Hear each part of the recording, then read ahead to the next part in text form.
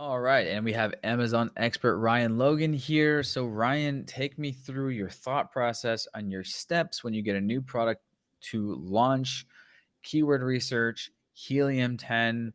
How do you set all that up, and what do you do so you can teach me the ways of the Jedi? Ways of the Jedi. Yeah, so if I'm taking a product at launch, brand new, then the main thing that I want to know is in very simple form. Okay, what we do need to have fairly well understood is what is the product and what not. Okay, best way to do that is through keyword research. Now, what's nice is that you don't necessarily have to reinvent the wheel. In fact, a lot of competitors, especially high level and high performing competitors, will likely have sorted out a lot already. So I use Helium 10. I prefer Helium 10. I know, Riley, you prefer Jungle Scout. I know that there are even more different softwares out there that I don't use. But in regards to this, we're going to keep on with the sticky wallet or phone stick on wallet. But what we're actually going to look for right now is we just type in phone wallet stick on using the Helium 10 expansion. We can see that this actually is one of the highest search volume terms. We're going to discount color. We're going to discount ring. We don't even want that in there. Another thing to actually have that's really important is a little sheet. And so this is a sheet of my own making. I usually use this to formulate my thoughts. I've had people ask me before if I stick to this sheet specifically. Every single one of my sheets have a slight customization based on the type of product, but this is what I basically start off on.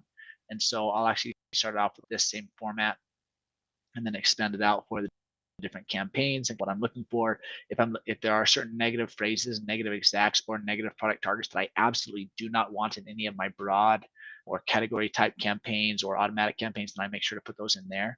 Because I know this audience already, I know that I will probably put magnetic in here under negative phrase because it's a stick-on wallet, not a magnetic wallet. And those are actually two different sub niches of keywords for like phone wallet, right? So there's phone wallet, which is going to be the root term, and there's subsections of that. And so even though phone wallet would be like the what somebody originally would be like, oh, that's the search term, it actually it is, but it isn't because we fit more in a sub niche. And so if you have a good amount of search volume associated with a more exact or more precise sub niche, then that actually gets replaced as your root search term. And then we want to make sure that we negate certain things like magnetic completely from any of the campaigns that ever get launched. Another thing to keep track of, I usually do this more for thoughts, but if I find certain niche keywords that are valid, that I'm like, oh, people type in this a lot, or this ends up as a whole bunch of search terms, I just like to keep track of that for myself. One, as an advertiser, it's important for me to know words in the category. Okay. As a seller of your product, you should also become familiar with different niche words associated with it. Such as in the baby category. This was one that blew my mind. In the baby category, people will actually type in little one. I couldn't believe that. It's like when people were confused about if they should type in toddler or something, they actually just replaced toddler with little one. That one blew my mind, right? But that's a niche word that I had to become familiar with in my process of keyword research. And so you should find different niche words and just keep track of that for your own thoughts. Different competitor names, keep track of those. And the reason why you want to do that is because if you're ever doing backend search terms or trying to get different search terms in your listing for other SEO related things, you have to pay attention to those competitor names because Amazon can currently flag you if you are not careful with competitor names. Seems like there's a little bit of a potentially a little bit of a lag going on here, right? I don't know if you're seeing that too. That's okay. Are Yeah, you you're seeing good. that? The mouse lag, Okay. yeah, you're good. Yeah. Mouse lag is okay. Then I will move on. All right. So we're going to start off right here. We're going to start off at ground zero. I followed this same format. I've been following it for years. And one of the things I really like is that there is a PPC expert who actually does really good SEO research. If you're familiar with Stephen Pope, most people are. The guy's fantastic. I do tend to follow his approach pretty heavily. I was actually following it before he even produced it. I mean, be that as it may, so I'll kind of follow his same approach here. There's different phases of SEO. And so in this kind of gathering data, this is actually a step 0 for him. So he talks about SEO phase 1, 2, 3, and 4, and there's actually an SEO phase 0. And so essentially what we're doing, if you have ever followed his thoughts or his approach, this is an SEO phase 0 that we're actually going to be doing. And I'm going to show you how to do that part, but also build your search term list off of that as far as relevancy, because you're going to use that for not just SEO, but also for your PPC campaigns. And so, like I said, we'll just start here. Phone wallet stick on. So as our search, we're going to come in here. I use Helium10. So pull the Helium10 tool using X-ray.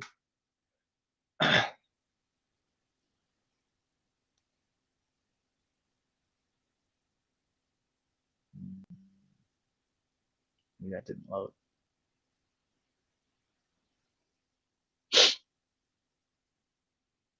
So the best way to actually scrape the data while this is loading, the best way to scrape the data is to take it from competitors who are doing well. Okay, so the easiest way, what you're looking for is, if you want to go down here, I sometimes will use the sponsored products, but sometimes I'll weed those out completely. But I want to find people who are top competitors, and I'll click on them as I go through and say, okay, this guy has a good amount of revenue, a good amount of sales. He's obviously at the top of page 1 organically. So is this guy and this guy. Now, one of the things that you want to make sure that you're looking for, especially when you deal with sub niches and breakoffs within the category, okay, is the product similar enough to yours as far as features? Okay. Now, sometimes as far as price range, it's not going to matter. Like when you're within a very low price range, that differentiation matter as heavily. However, for keyword research and for search terms, it does matter, because somebody putting in like silicone versus a spandex wallet, or if they're looking for leather versus silicone, those types of things, those are going to matter. And so if you can narrow this down a little bit better, then that's really good. And so you go through, you can click up to 10. The big thing is to have 10 up here, because it makes, from a ratio standpoint, it makes sense, because essentially what we're going to do is we're going to pull a whole competitor mathematically. Okay. It makes it easier as far as ratios. What I like to do is I'll just actually come over here and I'll just click BSR. That's the easiest way for me to just do it, because they're going to usually have the best stuff just right here. This one is leather. We're going to negate leather out completely from whatever we do. And so I'm not super worried about that. So we do have silicone. We do have this adhesive pack, silicone. So a lot of these are actually silicone, and that's okay. So at this point, I actually am well enough in this category that I'm actually going to use this, because people, it depends on how much search terms pop up with silicone. So I will go ahead and actually click on the top 10. If I have some that I don't want, like we don't have a grip holder on the back, then I will bypass that completely. I don't want a ring. Ring is not one that we're okay with. This on it. Oh, that's cool. But what I'm basically going for, higher BSR for about 10. Leather. Don't want a clip. I would probably choose that over it. Any of these others I need to be concerned about. That's a good one. That's a good one. Okay. And so then I will hit run Cerebro. Now, like I said, the reason why it matters for 10 is that mathematically, it's usually good mathematically for most of the categories. This one, there's going to be some exceptions to this rule. Okay. We're going to go ahead and take a break here for a second while I'll just run it again. I don't know why it didn't work. They didn't show under the products. There we go.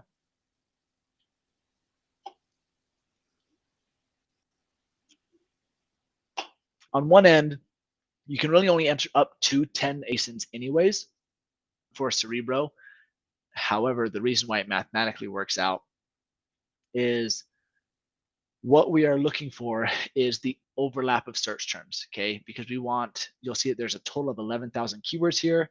Sponsored keywords is 3,000, organic 3,000 here. There's plenty of keywords. You're seeing that about a third of it, actually about a quarter of it or so, is being attached for sponsored keywords, and about a quarter of it as well for organic. We're going to see word frequency here, and we're actually going to piggyback a lot off of this word frequency in a way. So essentially what we're going to do is build off this word frequency a little bit, and the best way to do that is from a ratio, right? So it's really easy to divide ratios up if it's even numbers such as 10, okay? What I like to do is I'll come in and just right out the gate, there are thousands and thousands, 11,000 search terms, and there's a whole lot of overlap that you'll actually see amongst all these. So we just want to filter down into two things, the terms themselves, but also the singular words, okay? And so we'll actually go, I'll go and I'll click usually 8 as far as competitor performance. So what I'm saying is that amongst the 10 products, I want terms that at least 8 of all of the 10 are showing up on. Okay, so that's my minimum threshold. And that actually filters it down immediately to 280. I will change the search volume because I want that at the very top, I want my search volume to be at the top. Okay, so we go like this: phone wallet, card holder for phone case, phone wallet stick on, the phone card holder, credit for cell phone card holder stick on, etc. We have the search volume, we have the keyword sales attributed to that, and then over here you'll actually see, based on those things, the competitor ranking, sorry, the competitor performance score. So 8 out of all of the 10 products. So this is what I mean as far as ratios. This is why 10 matters, because I've had people before, it's like, why does 10 matter? What's so special about the 10? It's actually just a ratio thing, where it's basically saying, hey, look, 80%, 80%, it's really easy as far as ratio. 80% of the 10 competitors, so 8 out of the 10, really harness this keyword pretty heavily. Okay, and that's for a good BSR. So they are selling well, they have good revenues, they have good ranking, they're top of page a lot of times, they're the top, usually the top 10 ASINs for that. Okay. We have a 10 out of 10, a 10 out of 10, an 8 out of 10, a 10 out of 10, an 8 out of 10, etc. So one of the things that I will come in and see is I will say, okay, based on search volume alone and potential relevancy, you can actually go as low as a 6 just to see if there are things below a 6 or a 5. You can move this around depending on how many of the products are really niched down into similarities to yours. Like as an example, did any of these show up as a 6? There's a 6 right here, iPhone wallet. See, the reason why that's a 6 is that it's like, we're not actually looking for an wallet. We are looking for a stick-on wallet that can work for an iPhone or stick on to an iPhone. Phone call, no, this one, cell phone wallet. So maybe, but that's a little too broad. And a lot of these are actually going to overlap. So I don't really want that, especially in my PPC campaigns. I think that this would be fairly unnecessary. Okay. Which is why I will usually come in here and hang around usually an 8 and above as far as the ratio. Now you can go down if you don't find enough volume. There's always exceptions pretty much to every rule. There's a search volume here, and there's still 200 terms, and I'm going to go through, and a lot of these are going to overlap. Now, if we were to flip this and we actually flip it by search volume, you'll also notice there are a whole bunch of zeros here. I am not going to waste my time on PPC campaigns for these. These are going to be what would basically be in potentially a phrase match of some kind. So it's going to be an expanded opportunity. I'm not going to insert a whole bunch of these into my campaigns. In fact, a lot of times I'm going to hang out above something above 100 as far as search volume. Now, you can always create a low search volume campaign that has the lower amount, such as like less than 100. In fact, there are strategies that deal with that. And all these different types of strategies are pretty relevant to the different subcategories, okay, or different niches on Amazon. So there are some where what you want to do is you can break up campaigns according to the search volume and test out how does it do in the different search volume campaigns. And I've done those successfully and I've had those backfire. That's why I still believe that a lot of times how you set up your campaigns can be category specific. But when I'm in this phase, I'm probably going to limit this to 100 as far as the search volume. And we'll just go there once this processes. All right, so it's processed as of now. I'll funnel this back up to the top. Really didn't eliminate that many. That actually go through. All right, so 228 is still what we're looking for. Now, Then what we'll do is I'll do actually two different things on this. One, I'll export this as a CSV file. All right, so we got the spreadsheet, narrowed it down to 230 search terms. One of the first things I'll come through is organize this how I want it. So in my CSV, the way that I will organize it is I will base it entirely off of basically 4 factors. I'll move this over here, the search volume, by grabbing the column. I'll grab the column over keyword sales. I'll move that as the second. And then lastly, I still want this competitor score. So I will move this right here next to keyword sales. And then the rest of this, I don't actually need, not at least for what I'm doing. Essentially, one of the things that I will actually do at this point is based on the ratios, I will funnel this. So we'll attach a filter. Boom. And then I will actually funnel out. If there were 9s, I'd funnel out 9s as well. I would start off just with just the 10s. And I would say, okay, for all these that are a 10, do I agree with this?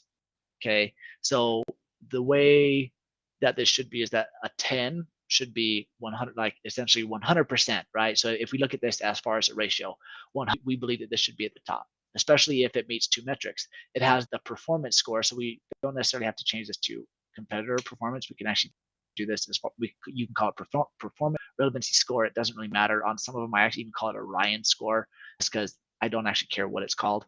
But the point is that in regards to both SEO and what I'm targeting, I want to make sure that this is relevant. And so little tiny things. So credit card holder for cell phone, I browse through these and make sure I agree with these statements. So credit card, iPhone card holder, wallet for phone, case stick on, and I just go through every single one of these. So this is where it does become time intensive. Let's see if there's any in here in the top 10. Funny card holder for backup phone. That's one that we don't need. So I would come in here and I would put this as a 1. So yeah, the way that I look at this is 1 to 5 is absolutely no way. If it's way out there, like if I put anything in there between a 1 to a 5, that means it should never even be on my SEO plan or my PPC plan. In fact, I will often take the 1 through 5s. And I'll find like terms in there that I want to add in as far as negative phrases. So 1 to 5 is the no-go. Anything above a 5, so a 6 through a 10 is 6 is the minimum of relevancy, and that's going to be usually 6 and 7s for me are going to be competitor terms. So if we find ones that are like this, a UN, actually don't know what UNC card holder. I don't think that's a name brand, but for the sake of this, it has something specific that I know that our product doesn't have. I would put that as a 6 because the rest of it is still relevant, but that's a 6. Sticky wallet case. This is one thing that knowing this niche, when you first starting out ads, things like this would actually fall through the cracks.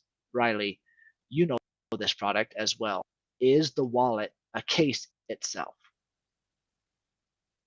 No, it's not a case.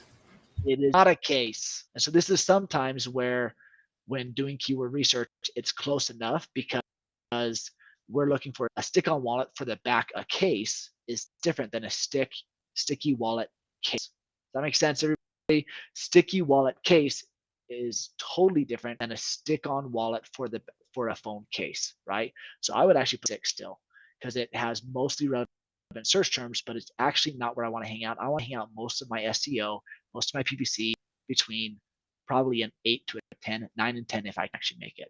So I go and I actually do this for every single search term. It's actually here. BC, no idea. So I'll say 6. Card holder for phones. Cell phone adhesive pocket, that's still relevant. Stick on personalized. We are not a personalized option. Phone pockets stick on. That's going to be a 1. I have no idea what pockets is, but that's relevant. Maybe it's pop socket, like a misspelling. Card holder, back of phone, stickable card holder. I would put that as a 6 because it's potentially relevant, but it's not hyper relevant. And from an SEO perspective, that might still fly. Card holder for iPhone. That's what's hard about these terms. Because it's 100, I'm just going to put it as a 1. I don't actually care. That's low enough volume that I'm not super stuck on iPhone sticky wallet, UNC card. phone case card pocket. Doesn't make any sense. And there's 200. Phone case card pocket. What on earth? So if I see this popping up consistently, Yeah, card this is a perfect pocket example of, is relevant. It's a little pocket for your credit cards. is that the way to look at that? So if at any time there is a keyword that you're not totally sure about, like for example, Riley and I were debating about the same one. So Riley says yes, I would say no. If you're ever unsure, go back and search it on Amazon and see if it's like for like products. And if it is, then you're probably okay. Because this could be something where a term like this is somebody who they don't know what they're looking for, but it's something like this. And like, yeah, card, phone holder, right? So there's been times when everyone has typed something like that into Amazon because they know what it looks like. And they're like, but I don't know exactly what that is because not everyone knows the root search term. So coming back here, card stick-on holder. Most of these are going to be, I'm actually going to say that's a 6. Actually, we'll do this.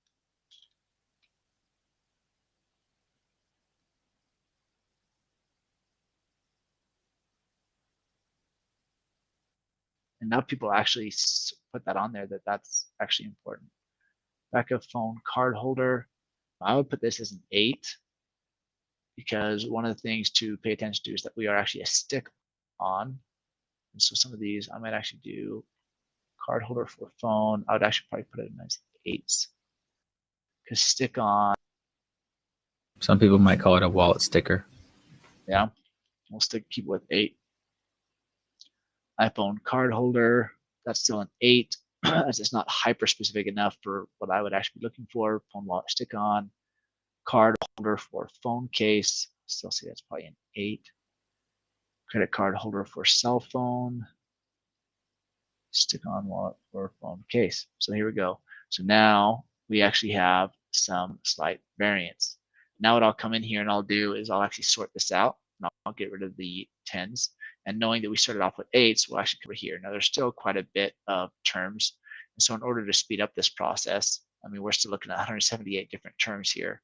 I'm really only going to do it, at least for right now, for these first couple terms right here. So phone wallet, because I know, actually we'll keep that as an 8. Card holder for phone case, phone card holder, credit card holder for cell phone card holder stick on, because it has a stick on, I would actually put that as a 10 because it's more hyper specific to what we are looking for. iPhone wallet stick on, same thing.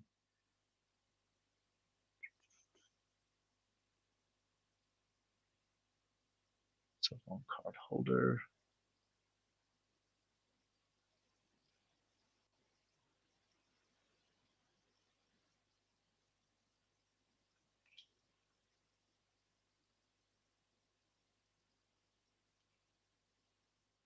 And so if you're starting to notice different trends, you can actually come in here and write on stick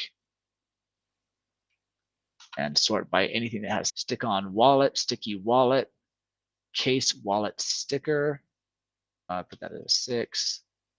But what you can do is if this is the case, you can actually potentially change a lot of these naturally to a 10 because the stick on, if you start noticing the stick on is really what we're looking for, then you can actually sort by that here. Kind of go through there. iPhone, I know I did just say pink. Pink is not really what we're looking for.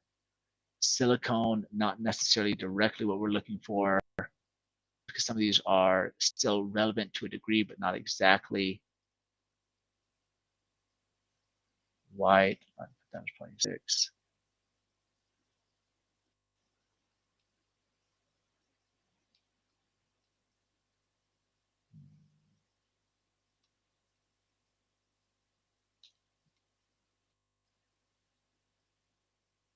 A lot of this part is really just subjective.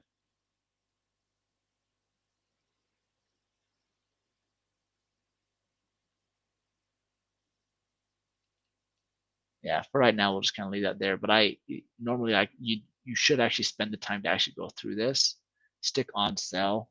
I have no idea what that is. I think that's too iffy to really spend money on. Wallet, stick on card holder for phone, stick on wallet.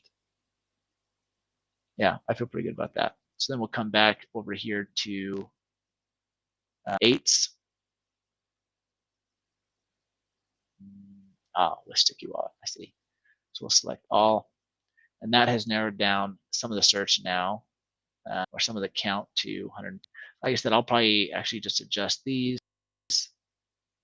Instead of just being an 8, some of these, because they're high volume and I know they're actually root terms, I'll probably just to 9s.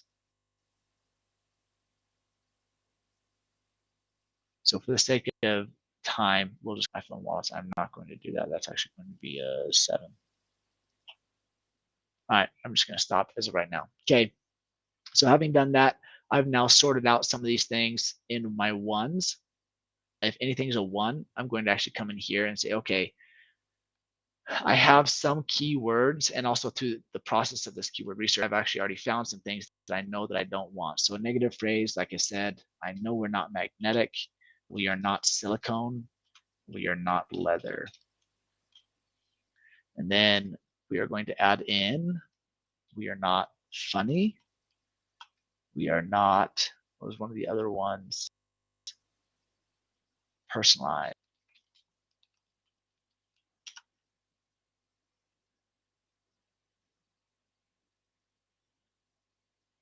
Stick on. I know we kind of argued over those ones, but that's fine.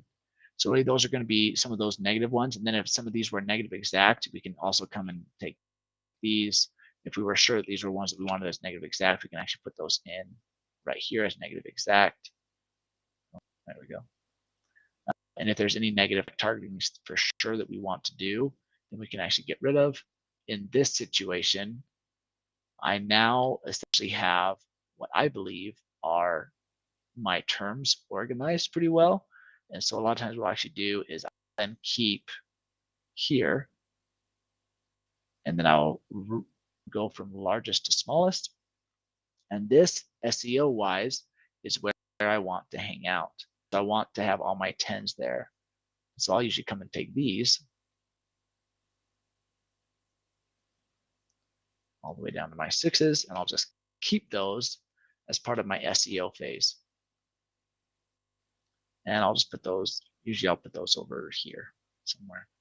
So I can just have access to those. You can obviously keep those over here, especially if you're doing actually SEO.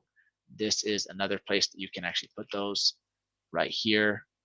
Oh, that was very unorganized. But you can actually add that information over here. You add a column on the right. Maybe that's a better place to put it. I don't know why I'm doing that here. It's not a big deal. This is part of an SEO phase 0, and you still hadn't created like the title, bullet points, etc. This phase 0 will actually help you to know where to put some of these other terms. As of right now, we're not going to go into that because this is PPC related.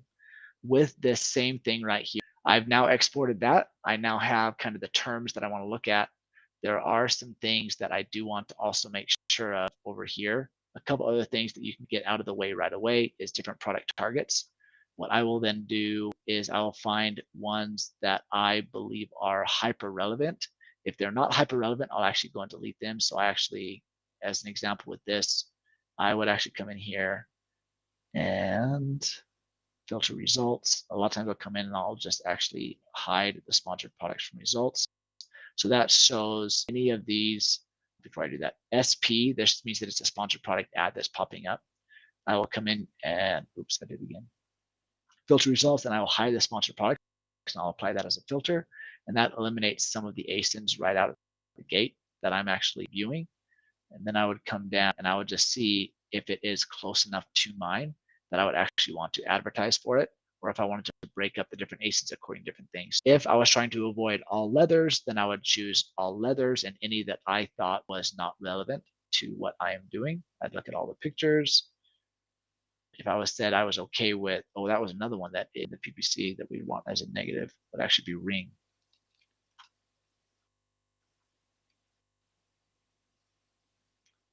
If right now, and we had just decided that leather for sure we don't want, but we want some of these other ones, then any that are leather,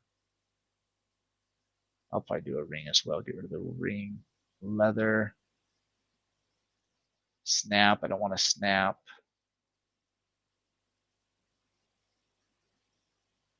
I don't want that as a card holder. Good and good. No. And so then I would delete these. I'd remove those, and I would download this as another ESV report.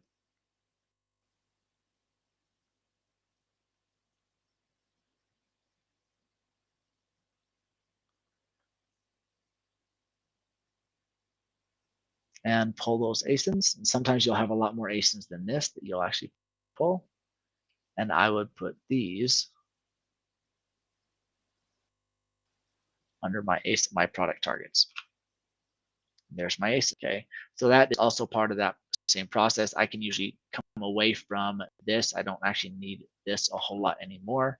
Now I have this data exported as far as right here, and a lot of this has already been filtered out. And so one of the things that I'll usually do is I'll come and I'll hit export data again for I want the generic terms or the search terms to also reflect accurately the pool of terms that I'm going to try to feed Amazon with my PPC. And so I'll go to copy to Frankenstein, and this is what Frankenstein, and this is also part of, this is where this part overlaps. So this right here is SEO phase 0, organizing the search terms. Excuse me, organizing search terms to what I want for potential SEO as far as phrases, and then also what I'm going to most likely use in my name. This over here is where we SEO phase 0, and we actually integrate to phase 1. So we take pretty much anything that Amazon said as far as competitor score was 8 and above, and we can even limit that to, and we actually hit process. Now, what Frankenstein does is it takes any of these terms, and we will likely want to remove common words is usually a good one. And so it'll take every single one of these as far as all the characters and the words, and it will condense them into their singular term. Now, one of the things that it doesn't do, okay, it does not remove plurals or any type of added on for a word, which a lot of times we can go through. Now, in the backend search terms, we are limited to actually 250 characters. Now, 250 characters is not, we can negotiate that around a little bit. Not all the time.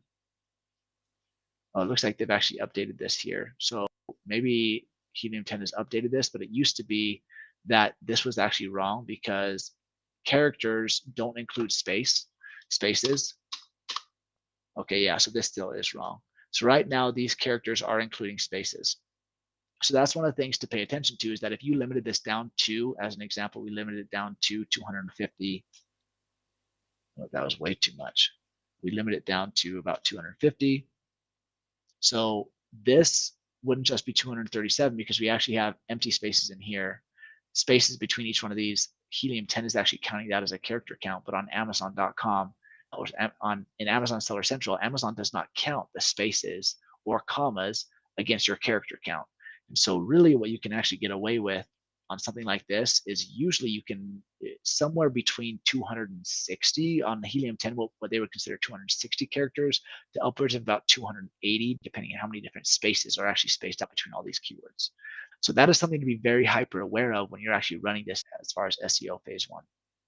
So the very first thing that I'll come through and do is we'll get rid of anything that we absolutely know is not relevant. So now remember, with SEO phase 1, we are trying to get as broad as we possibly can as far as SEO. We want to show up anywhere and everywhere that we possibly can as far as SEO, even if we're going to get more hyper specific with PPC, so we can say, hey, we're more relevant for these terms.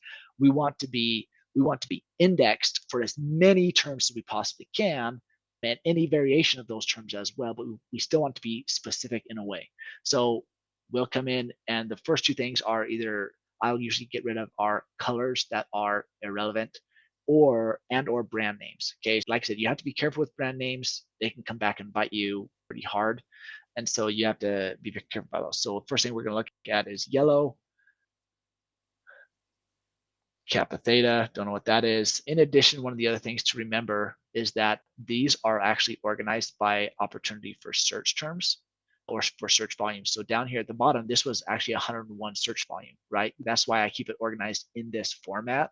This had what was it? Was it 101? If we format the other way, I want to say it was 101. Bottom line, it was filtered by highest search volume opportunity to lowest search term opportunity.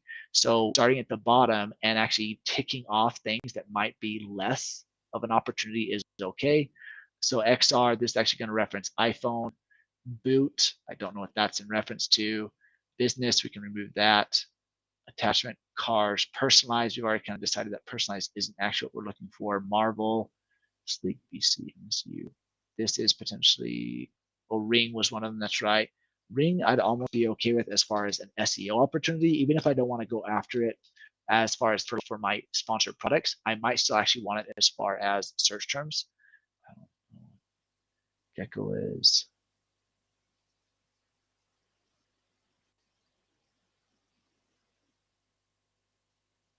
I think Alpha Phi is actually a brand name. Harley Quinn, no thanks.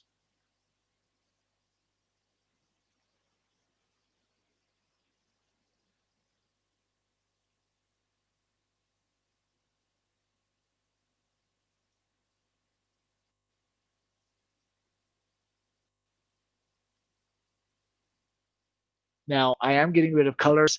If your product is heavy color option and like that actually is an important to your terms, then leave the color in there. As with any of these general rules, like I go through so far as they are relevant to my process. X, because normally I would actually get rid of X. However, iPhone X, I would actually probably leave that. I'm pretty sure that's a brand name. Waller, I'm okay with actually leaving misspells. Funny. White holders, money. Top home. Holder, that's a misspell. Pocket for wallet, credit. Holder, misspell. Pink. Because ours is black, I'm actually probably going to leave black there. I'll probably leave iPhone. Actually, I won't leave iPhone. In this subcategory, there are, you can actually click insert into the backend opportunity where you can say it's compatible with, and you can actually list all the different types of phones that it actually is. And so that will actually, as far as the browse nodes are concerned, it will be relevant in some way to the browse tree node. And because iPhone can get, they might come after you in that way because it's a branded term, a pretty heavily branded term. Amazon will likely be forgiving in this one. I don't recall this one specifically. So for the sake of this video, I'm going to remove this. And if I do have iPhone in the back of your search terms and it's working, so be it.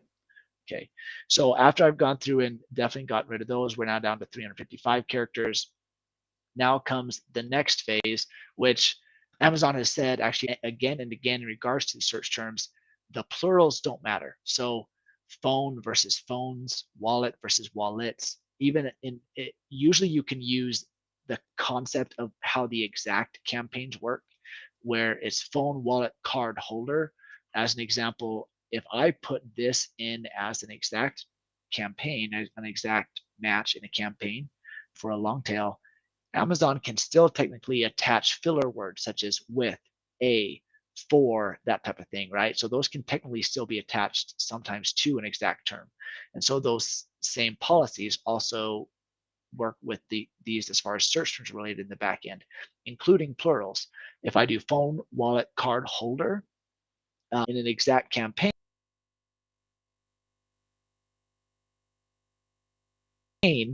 for an exact match keyword that the campaign is performing at that level. And so after I've done this initial, a lot of times will actually go through and I'll revisit the misspellings and find out if I even want that in there, or go over any that I missed, like miscat, I have no idea what that is. UNC, cactus, get rid of any that I really am not in love with. And then I would also go through MSU, attachment cars, stickable XR, hardly those.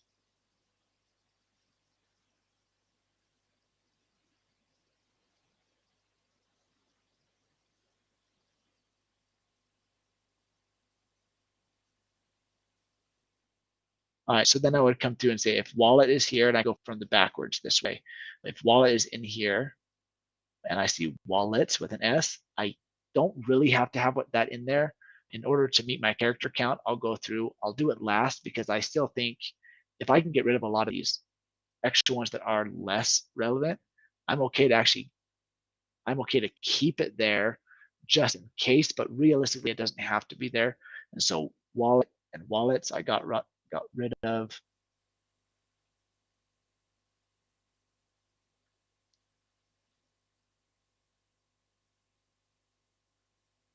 One of the things that I will enter in here, because it is normally a common word, is on. I'm actually going to put in stick on. Stick E, which is different back pockets.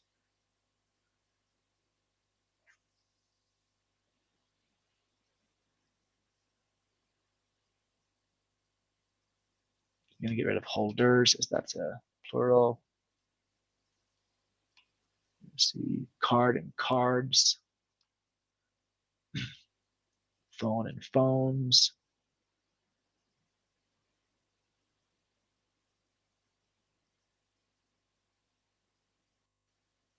I'm probably going to get rid of elephant. I don't know what that's in reference to.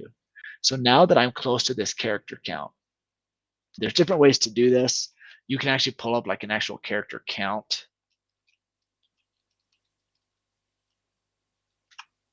tool. I haven't used any of these. Usually I'll actually just use Amazon's terms. Maybe 3 characters.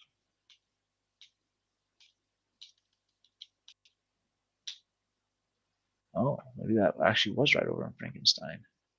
That says 285. No, I don't think that's right.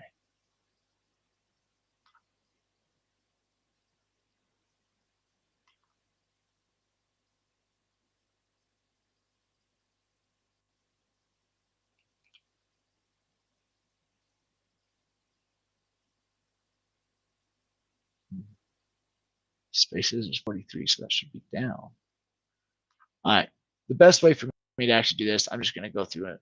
What I like to do, just because it's cut and dry, is after where it's within a range of 280, like within that 280 range or 260 to 280 characters, or give or take a little bit, I'll come back into Seller Central.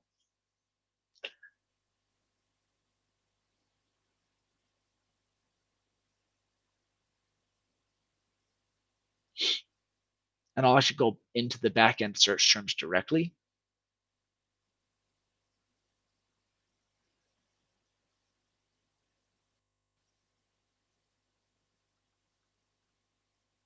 We'll do the 4-pack, as I don't know if that has actually been done.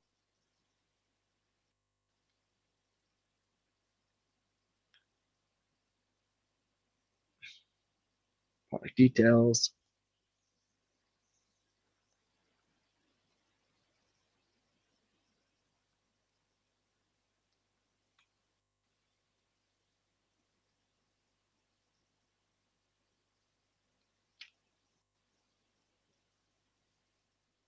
All right, so it has to be under 250 bytes. Oh, this goes back to, I apologize, I did mess up on this. It actually is 250 bytes, not 250 characters. And that's where the problem is. I should have actually typed in, I'm not even gonna worry about that. I already have it here. So it has to be under 250 bytes and not characters. So characters include space. Bytes do not include space or comma. So I apologize for that earlier. Anyone who heard me earlier, they're probably like, this guy has no idea what he's talking about. I apologize. Characters do include spaces, but bytes do not. And so this says it has to. So then what I'll come in and do is I'll come in and remove additional terms that I say maybe I don't need.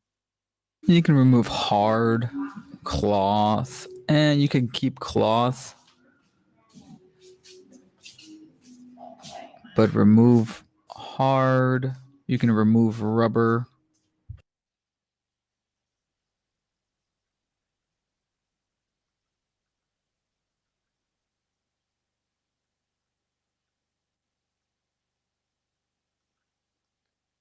Because we have X here, I'm probably going to remove that because that's already in your, that, and also your XR as well. Hold on.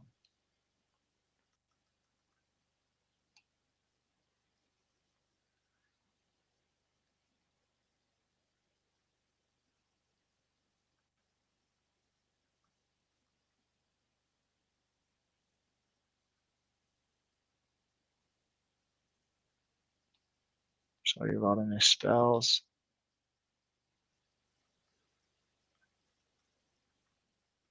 Sleek. Cars. All right, so the warning sign is no longer popping up. So that means it's under 250 or 250 bytes. If we come in here, actually do this, actually see, it's pretty interesting. I don't know how that relates, but somehow that's under 250 bytes as well. And there we go. Don't have any reason for that. Now, one of the things that I didn't miss here, one of the things that I do also consider is I do want to look for Spanish search terms as far as in the SEO. This has always been best practice. Usually what I'll do is I'll come to the very, very top and I'll say, what is the most important thing, like phone wallet stick on or phone card holder. And I'll take these two and we just do English to Spanish.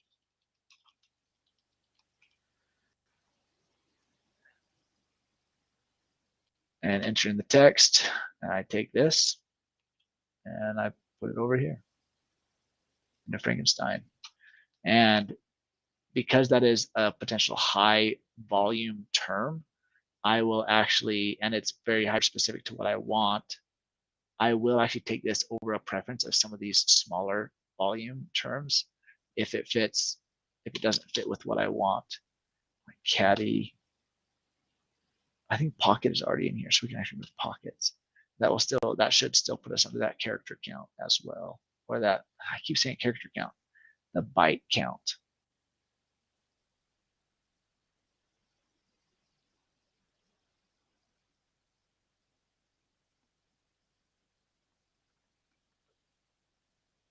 There we go.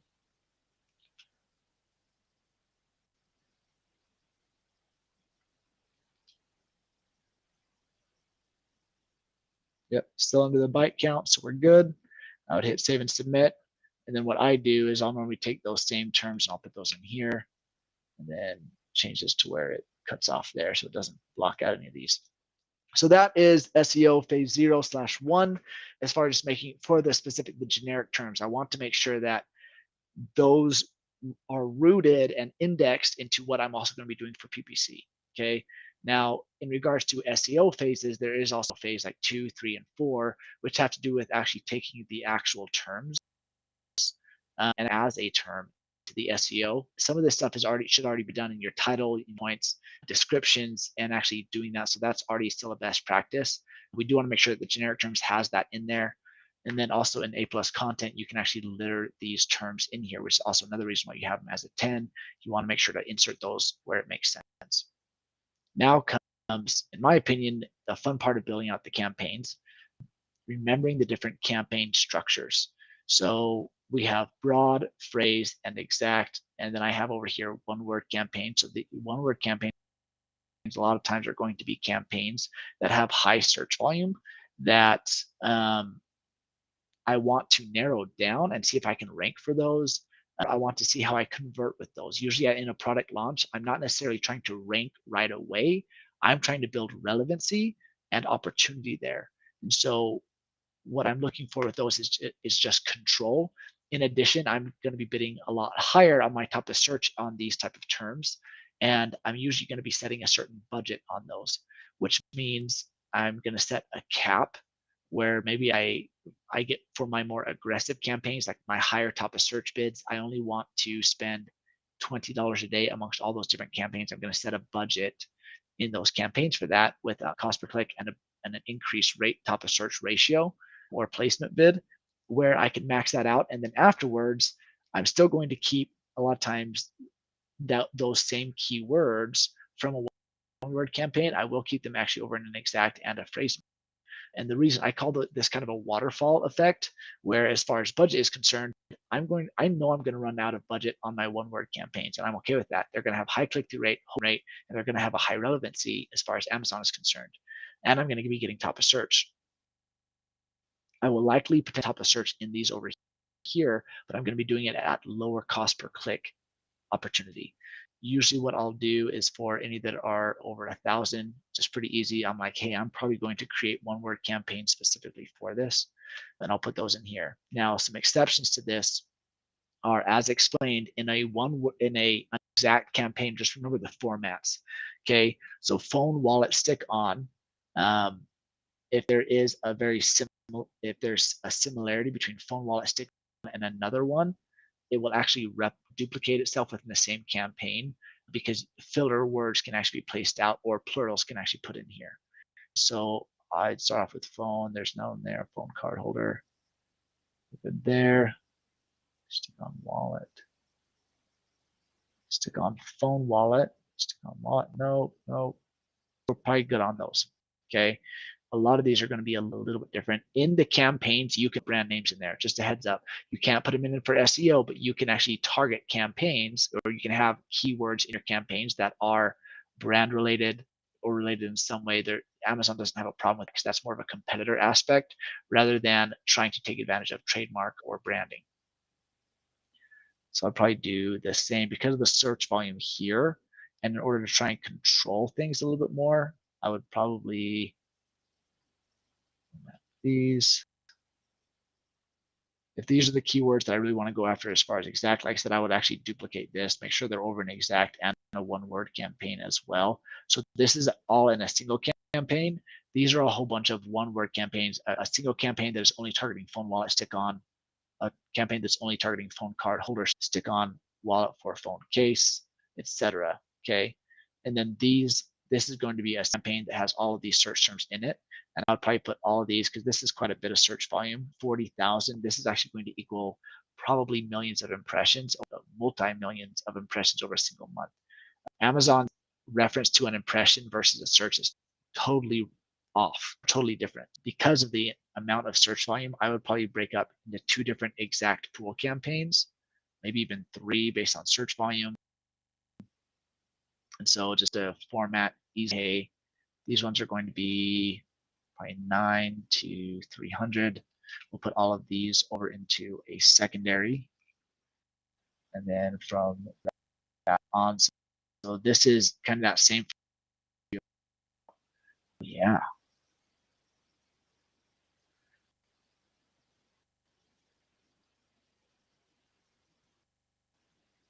I want to make them there too.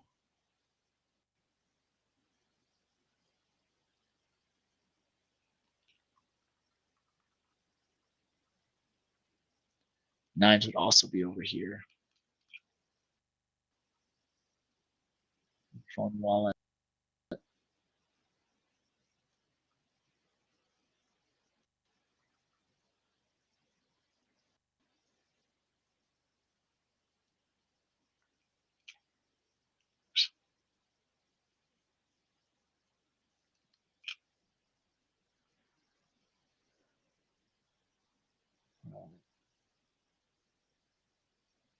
And the broad and the phrase match, this is where, so these are going to be more hyper specific, where I'm going to try and control spend and also some hardcore relevancy as far as at the bottom of that funnel, right? So that this is going to be what I anticipate being the bottom part of that funnel.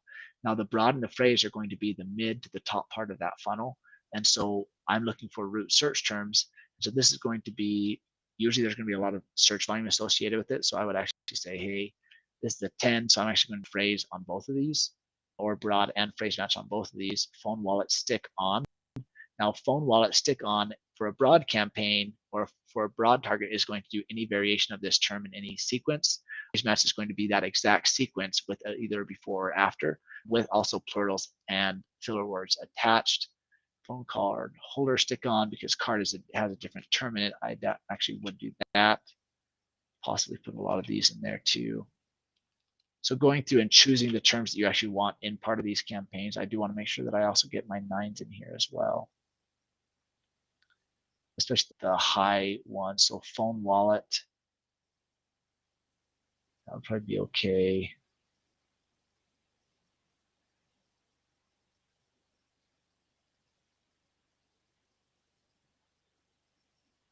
These are pretty broad.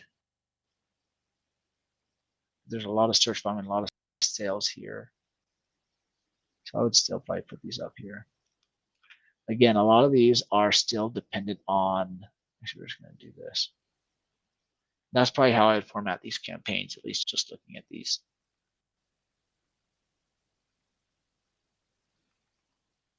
And then based on this, like I said, in a broad campaign, this is what I would target. I will usually set parameters in here. So I actually create a note and I will do the campaign name. So if the campaign was, like I said, it usually follows the same shorthand structure here where it would be like sticky wallet, ASIN, put in the ASIN, and then broad pool.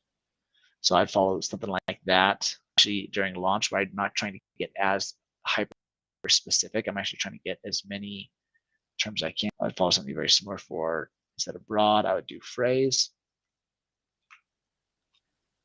And then I would do an exact pool 1. Now I would come down here to my secondary exact pool 2. Then comes the one word campaign. So on these ones, it's going to be different. I'm going to say it's going to be, I usually do it one word, sticky wallet, ASIN, and then I actually put the term in there. So this takes a little bit longer as far as preparation. And you can format these differently. You can add a whole nother column next to it if you want to, and actually just insert what these are. But this way, on a campaign level, I want to be able to see what that keyword is without having to go into that campaign. Because in doing a one-word campaign, that's a freaking nightmare. And so if you're ever doing an alpha campaign, you want to actually have the term associated with it. Or if you're ever testing out a term, you want to be able to look at that term. Because sometimes people, like I've actually done alpha campaigns or one word campaigns for a phrase match because I want to test out all the different variations of that phrase match, and it'll be just a single keyword in there. And I want to see how that goes specifically without any other things referencing those campaigns.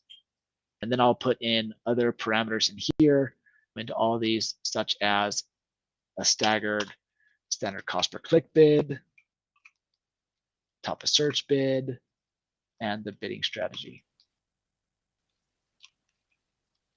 Those are my notes as well. And so that I have those as reference, because I want to build those out before actually making the campaigns.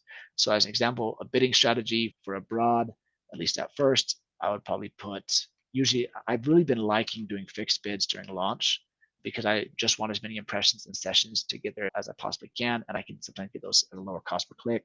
So I have 30.35, top of search of 35%. And then I would follow this very similar strategy here. Oops. If I'm doing 35, I would actually come in here. I'd probably still keep it fixed in the phrase, and I would do maybe a 45, and then I would do probably maybe a 55 here. I talked in a previous video about the different ranges and the rule of thumb that I use for that. In my exact pools, I would actually come in, and because I've got some one-word campaigns that I want to target and actually test out, I will adjust this to roughly 75 to maybe 85%. I'll probably do 85% here, and I want it to be above the 45 here. So I'm probably looking at like a 55 or a 65, knowing that I'm increasing my cost per click bid there in a fixed option as well. And then I'll do that same exact thing for this format here. And then in my one word campaigns, this would be the same thing. I'd probably do, if I want to do the fixed bid, I can adjust it, want to dynamic up and down if I want to, whatever. But I would probably increase this to about 75 or 85. And then I would have a minimum of 100%. It's easy to adjust 100% because you know exactly, okay, that means my cost per click bid is not going to be just one on top of search, is actually going to be $1.50, right? It's just times 2. And so starting off, it's really easy just to use that metric there. The other thing that I will do here as far as product targets, if I've already sorted these out, I'll actually use them. I'll use this for a product targeting campaign, insert note. I will do, this will actually be a PT pool. PT pool. Oh, and when I say ASIN here, that's the placeholder of the actual ASIN of the product. Still a fixed bid. So this could be PT pool expanded. So I think in another video I mentioned that you can either choose an expanded or an exact. During launch, I'm looking for expanded opportunity. I want to find out different ASINs. So I would actually choose PT pool expanded. You can also create one that's not. Cost per click bid, I would keep this low. We're like always start off at like 20 or 25 cents on this. I do 0 top of search or other placement at all. And then when I create the campaign, for these broad and the phrase matches, or for any of the other campaigns, I do make sure to insert any negative phrase matches or negative product or negative act matches and even negative product matches that I want to, including if I'm doing an automatic campaign, I'm already testing out these as far as expanded audiences. So sometimes I'll take these and I'll insert those into product targets into the automatic campaign. That was a lot. So Riley, as you were this, I just say as of right now, I'm pretty much done with this. Through the different SEO phases, I will come through and I will adjust my backend search terms into phases. Because once you're indexed for a term, you don't necessarily have to keep it jumbled together without its sequence. And so I'll start replacing these different sequences in backend search terms, in titles, bullet points. I'll be including them or swapping them out or replacing them over time in my A+ content and product descriptions, etc. And that's SEO phases 2, 3, and 4, as Stephen Pope. I actually totally agree with that. It's a great practice to use. Anything that you can use as far as tricks for SEO are very powerful because organic really matters. The whole point of PPC is to help boost opportunity and ranking, right? So we are testing out here the opportunity for ranking and also total sales and getting visibility. I think that's it. Awesome.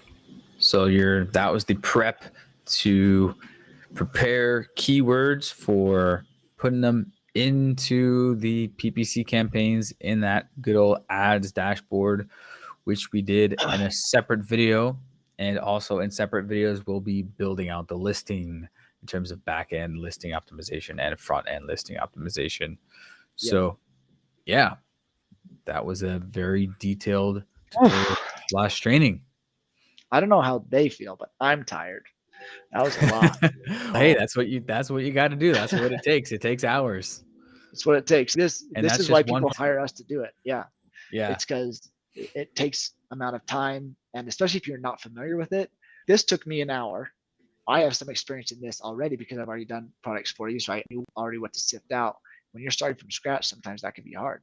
That's why people will sometimes just be lazy and they'll say, okay, I'm just going to start and do an automatic campaign, a category campaign, and a broad match and just see what happens. And that's okay. It can work as long as you've done proper SEO. You can still get traction that way. It's just a lot slower. I can usually kickstart traffic here as far as opportunity and have a blow up for a launch. The other way, you can still get traction, but it's very minimal control. It takes time. Absolutely. All right. Questions, let us know. Thanks, Ryan, and see you guys in the next video. Yeah.